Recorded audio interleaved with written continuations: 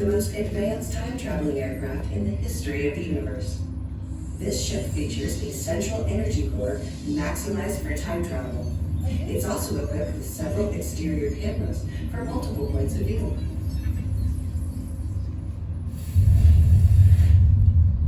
Hey there! Welcome to the Garden of the Gods. You guys are about to embark on an epic journey through time and space to see for yourself just how those red rocks actually got there. I'm your pilot, Captain James Kerr. No, not Captain Kirk.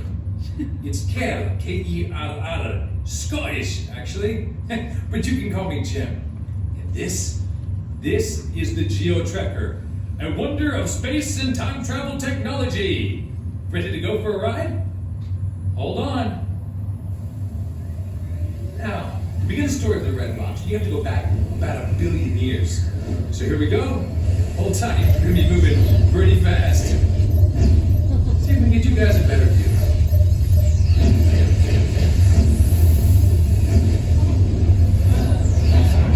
We're deep in the Earth's crust now, about 5 miles down, a little over 1 billion years ago. You can check out our location in time and space with the indicators on your screen. That's red hot magma out there, melted rock. The magma is cooling and crystallizing to form Pikes Peak granite.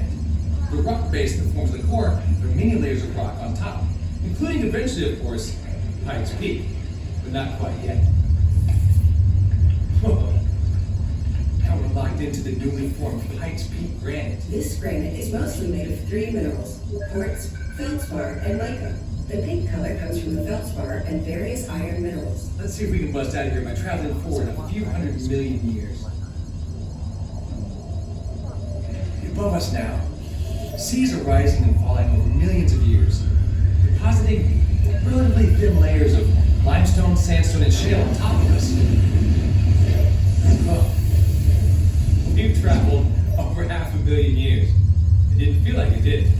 The geological forces have raised the ancient range of mountains called the Ancestral Rockies. And we're lucky. Now, most people don't get to be here as this is happening. This is kind of a big deal. That, my friends, is the power of erosion wearing away those mountains. Let's take a closer look.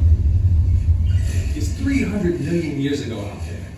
We're surrounded by chunks of rock, sand, and silt carried down by rivers to form a mound of gravelly sediment known as an alluvial fan. An alluvial fan is a fan or cone-shaped deposit of sediment crossed and built up by streams. It's like a river delta, but on land at the base of the mountains.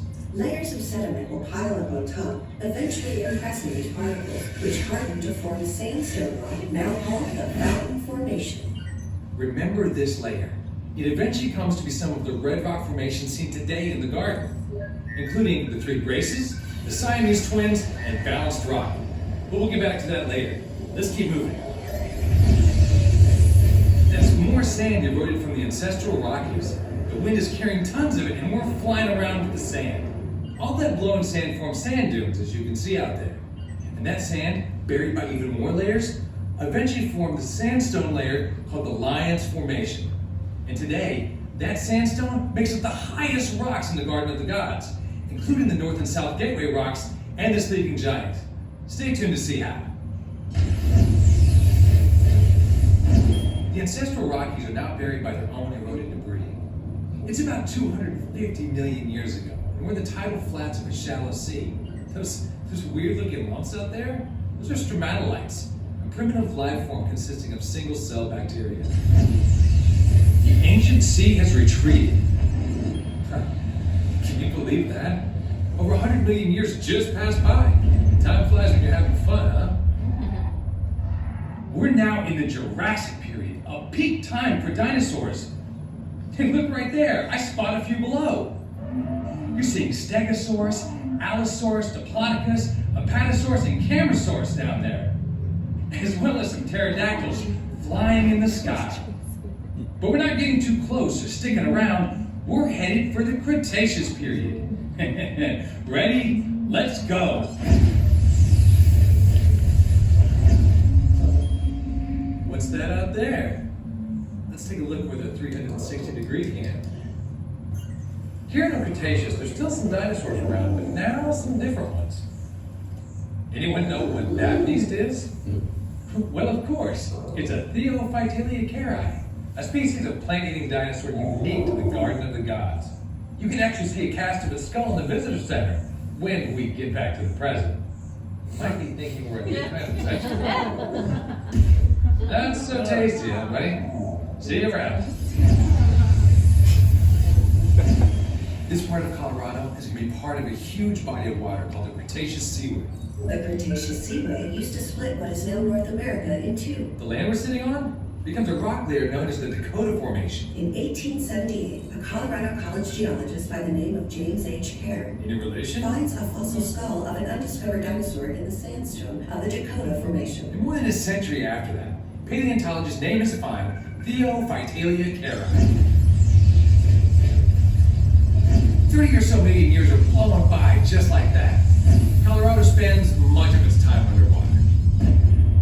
Those big swimming creatures are plesiosaurs.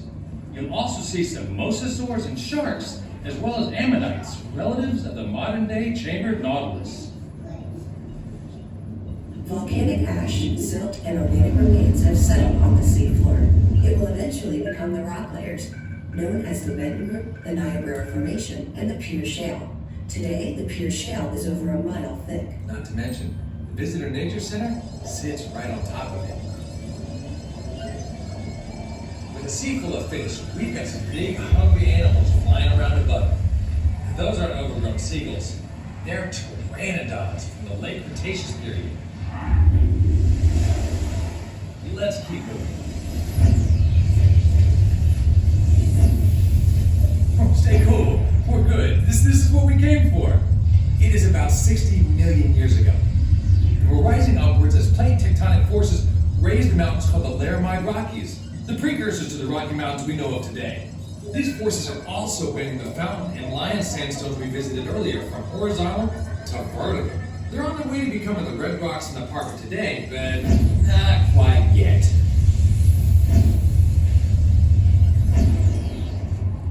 We're resting on the now greatly warped layer of the Fountain Formation sandstone. The Laramide Rockies are eroding around us even as they rise.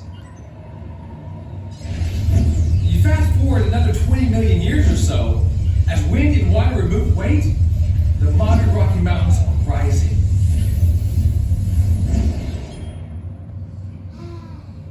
It's now about 2 million years ago. We're getting there. The Earth is going through an ice age. During most of this time, the area that is now Canada and the northern U.S. is covered by massive sheets of ice. The ice sheet doesn't go as far south as Colorado, but glaciers form on Pikes Peak and other tall mountains. Look over there! Mammoths are roaming the area.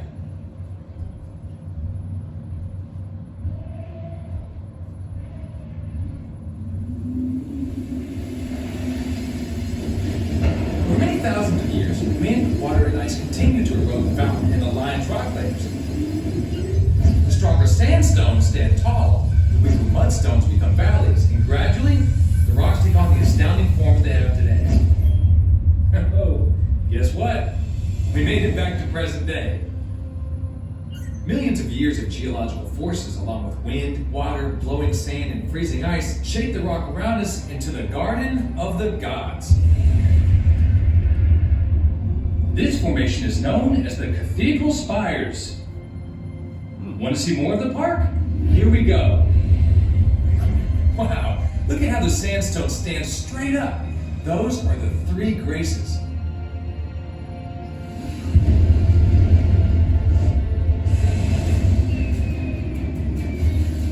And that is Ballast Rock and Steamboat Rock.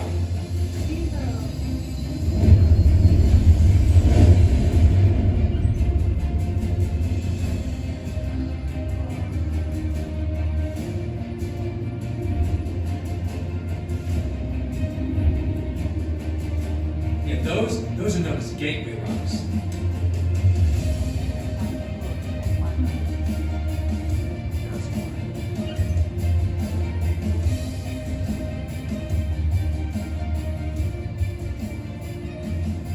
Look at how tall those sandstones are.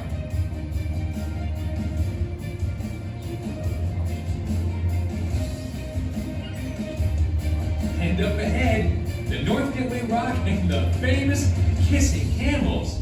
Oh, nice kid. That's cute.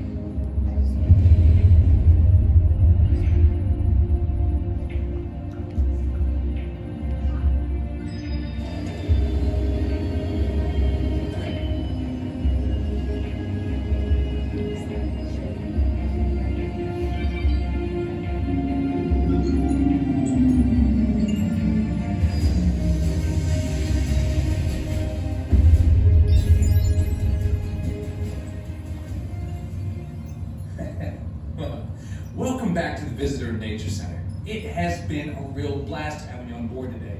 And I hope our billion-year trip through time was a lot of fun, but also gave you a little better understanding about how those gorgeous red rocks got there. And if you haven't done it already, you need to get out there and see them for yourselves. Thanks again, and enjoy the rest of your visit.